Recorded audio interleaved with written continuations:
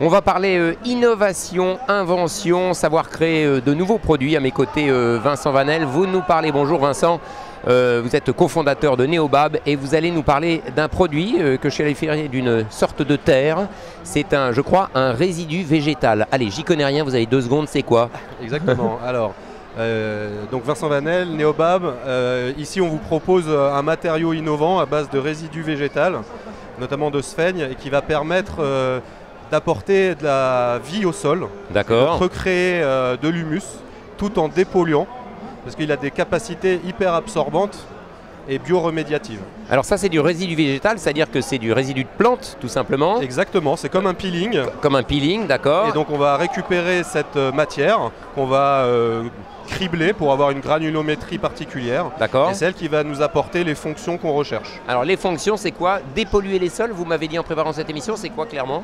Alors, dans la pollution des sols, on parle de polluants organiques ou inorganiques. Nous, pour les 2 types de polluants, on va réussir à absorber le polluant.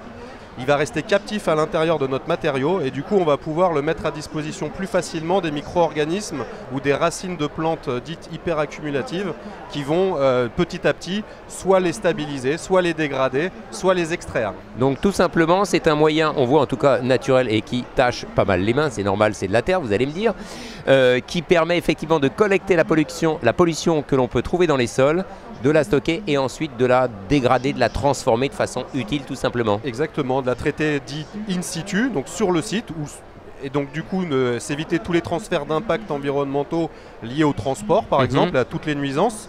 Et alors le gros avantage qu'elle a, c'est qu'après absorption, soit on peut le laisser en place parce qu'elle va se dégrader dans le temps et donc retourner à l'état de matière. Et les polluants auraient été transformés. Exactement, ils ont été détruits ou extraits.